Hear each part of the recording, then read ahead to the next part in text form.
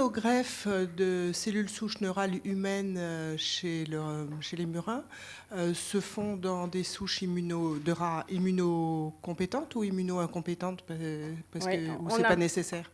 Oui, c'est pas nécessaire. On avait fait la bibliographie, il y avait la moitié des essais où les rats étaient immunodéprimés, l'autre moitié où ils ne sont pas. Et donc c'est très cher, c'est très lourd.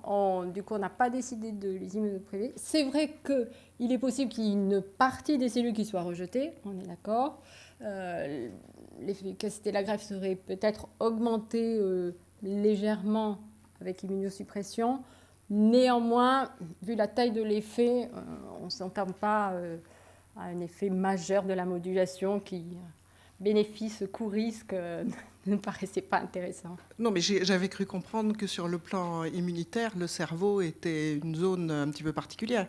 Donc ma question, c'était, est-ce qu'on sait si c'est rejeté ou si c'est pas rejeté? Oui, on pense qu'il y a une partie qui est rejetée. Oui.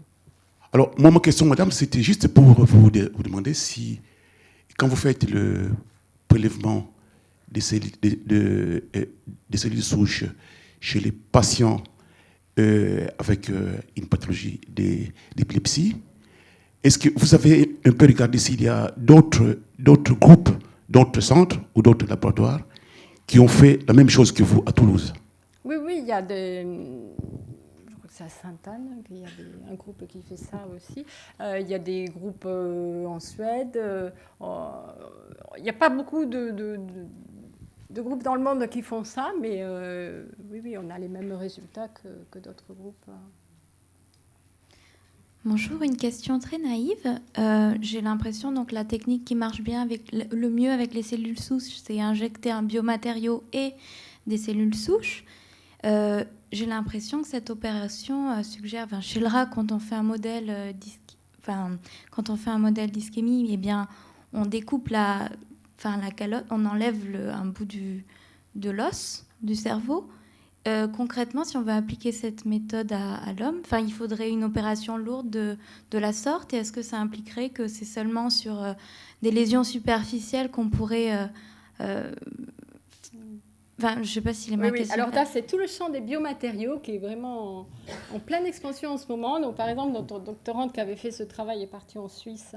Elle a développé un matériau qui est injectable par une aiguille. Donc, en fait, elle met les cellules dedans. Le matériau est structuré, un peu comme un nid d'abeille. Il se comprime sans que ça abîme les cellules, c'est fait pour. Il passe dans le trou d'une aiguille, elle l'injecte et il se réexpand dans la...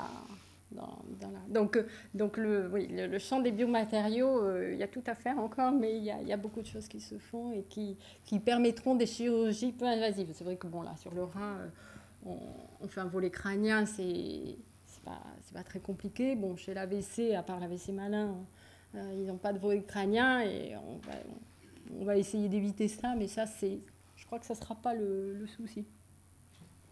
Est-ce que vous pourriez utiliser votre biomatériel qui aurait été recouvert par une culture de cellules gliales de la partie du cerveau dans laquelle vous allez faire votre greffe?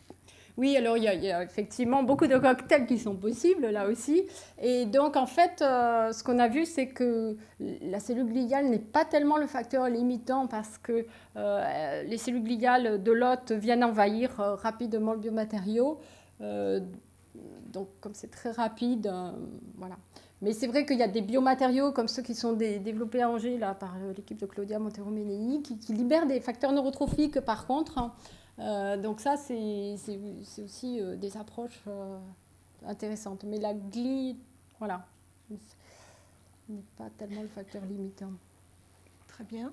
Après, toute cellule qui libère des facteurs, c'est toujours un petit ingrédient du cocktail. Je ne crois pas que vous ayez parlé de la rééducation fonctionnelle, c'est-à-dire sans toucher le cerveau, tous les nouveaux outils qui sont à la disposition des kinés, qui sont basés sur les jeux vidéo, sur la robotique. Est-ce que ça donne des résultats? Est-ce qu'il y a de l'avenir dans ce champ-là, à votre avis? Vous pourriez discuter un petit peu, rapidement, bien sûr. Oui. Donc, les robots sont démontrés efficaces. les robots d'aide au mouvement sont démontrés sur des méta-analyses efficaces. Mais il y a encore, comme je l'ai dit en 2 mots, il y a encore beaucoup de choses à faire. On ne sait pas la quantité de rééducation à appliquer par jour à un patient. On ne sait pas vraiment quand il faut la commencer. Mais on sait qu'il ne faut pas la commencer trop tôt dans la phase aiguë, mais pas trop tard, parce que la phase de plasticité maximale, elle est tout de suite.